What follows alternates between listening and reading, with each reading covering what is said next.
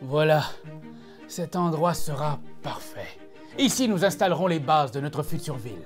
Cette grandiose métropole, espoir de l'humanité, portera le nom de la Cité. Ben quoi, c'est simple, tout le monde va s'en souvenir. La Cité, j'aime ça, moi!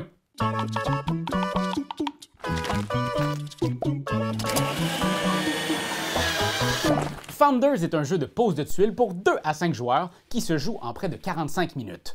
Le jeu se déroule dans le même univers glacial que Ice, un jeu épique d'exploration qu'on a expliqué dans la vidéo juste ici. Allez voir ça, c'est super bien expliqué. Founders est un jeu à part, avec ses propres mécaniques et subtilités. Le jeu sera en financement participatif très bientôt, alors jetez un œil au lien dans la description si ça vous intéresse. Mais d'après moi, ça ne vous laissera pas de glace. De glace? Dans Founders, vous devrez construire la grandiose cité qui deviendra le siège des guildes de Ice. Vous devrez suivre les instructions du conseil et placer judicieusement vos districts pour parvenir à vous tailler une place au sein du gouvernement, puis gagner. Les objectifs de tous les joueurs sont secrets. Une grande part du jeu est donc d'observer les actions des autres pour découvrir qui travaille dans votre sens et qui est votre ennemi.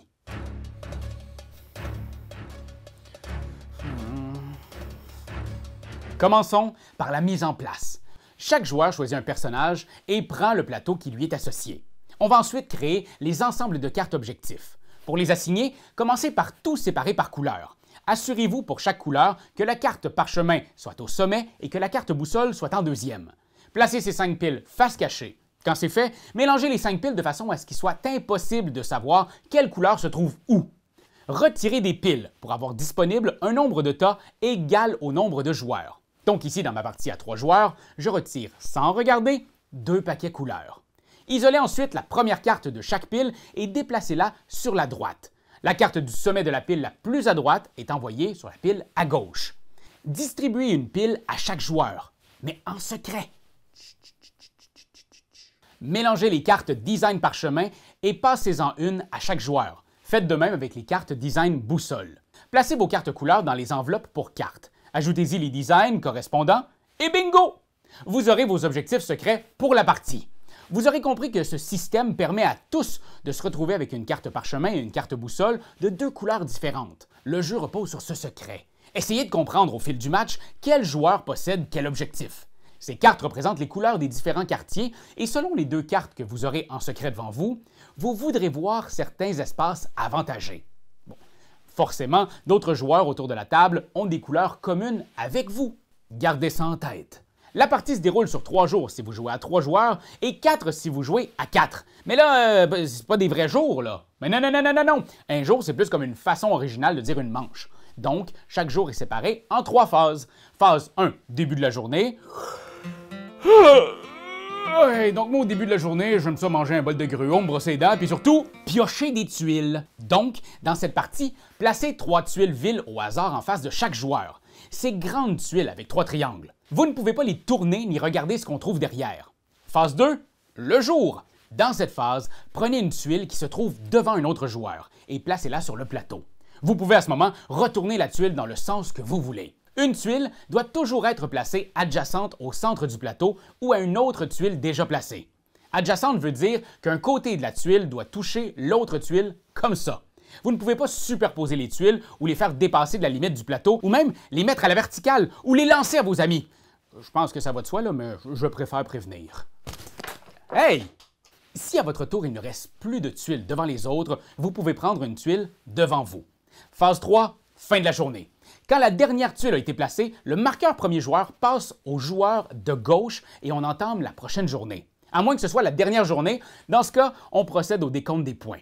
Vous allez voir, il y a beaucoup de choses qui se passent quand on place des tuiles. Les tuiles contiennent 3 triangles avec des districts de différentes couleurs. Un district peut être connecté à un autre si leur sommet se touche, comme ici par exemple. Il y a aussi sur le plateau des espaces artefacts. Si vous recouvrez un de ces espaces, vous gagnez immédiatement son effet. Celui-ci vous permet de placer une tuile district unique à l'endroit de votre choix. Cet espace vous permet de placer une tuile bâtiment sur le district de votre choix, transformant ainsi sa couleur. Et cet espace vous permet de placer le marqueur point bonus sur l'espace parchemin ou boussole de votre plateau et de celui d'un de vos adversaires. L'objectif qui y est relié vous rapportera un point de plus lors du décompte de fin de partie. En cours de partie, vous allez créer aussi des plazas. Une plaza est créée dès qu'un espace vide est entouré de districts. À ce moment, comptez combien de districts de chaque couleur sont contenus dans les tuiles qui entourent la plaza. Placez une statue de la couleur majoritaire dans l'espace. Cette statue accorde un point bonus aux objectifs de cette couleur en fin de partie. Bon, c'est là, on y arrive, le fameux décompte de fin de partie. Il se fait en quelques étapes. On va commencer par établir les points pour chaque carte design, les cartes qu'on a devant nous. Par exemple, moi, j'avais les objectifs suivants. Cette carte-ci me demande de choisir un des 6 côtés de la ville. Chaque district de couleur rouge qu'on y trouve me rapporte un point. Donc ici, ce design me vaut 6 points de victoire. Mon autre objectif, lui, me demande de choisir une direction. Dans toute la cité, chaque groupe de 2 districts bleus dans cette disposition, pointant dans la direction que j'ai choisie, me rapporte 2 points. Donc ici, je ferai 4 points. On va maintenant établir le score de chaque couleur. Celui-ci est égal au score du design le plus bas dans la couleur donnée. On se rappelle par exemple que mon design rouge valait 6 points. Mais mon ami Pierre-Louis, lui, avait une carte rouge aussi et il n'a fait que 4 points avec. Alors le score des rouges est donc de 4. Notez que le joueur qui a marqué le plus de points pour une couleur marque un point bonus sur son score individuel final. Alors donc moi, je ferai un point déjà. Les couleurs font aussi des points bonus si on trouve des statues de leur type sur le plateau. On finit en calculant les points des joueurs, vous faites le score des 2 couleurs qui vous a été attribué, plus vos éventuels points bonus. Celui ou celle qui aura le score individuel le plus élevé gagne! C'est important d'essayer de réaliser vos designs, mais vous voulez aussi comprendre qui a dans les mains une carte de votre couleur pour l'aider un tout petit peu. Parce que sa performance va affecter votre score final. Mais ne soyez pas trop généreux, hein? Sinon vous risquez de lui donner la victoire. Puis ça, on veut pas ça. En plus, en mélangeant ainsi couleurs et design pour créer vos objectifs, vos parties seront toujours différentes, uniques, comme des flocons de neige. Voilà Internet, vous connaissez maintenant les bases des règles de Founders. On a couvert les éléments principaux, mais sachez que l'équipe derrière le jeu prépare aussi des extensions spéciales. Entre autres, Rise of the Guild, une extension Legacy. Oui, une extension où vous débloquerez de nouvelles règles et de nouveaux éléments au fil de vos parties. Des cartes Guild qui vous demandent de réaliser des motifs spécifiques pour faire encore plus de points. Il y a aussi l'extension Beyond the Art, qui ajoute des pièces au plateau pour vous permettre de jouer à 5! Et un dernier petit conseil Internet. Si vous voulez marquer l'histoire de ce monde glacial, je vous recommande de garder la tête froide.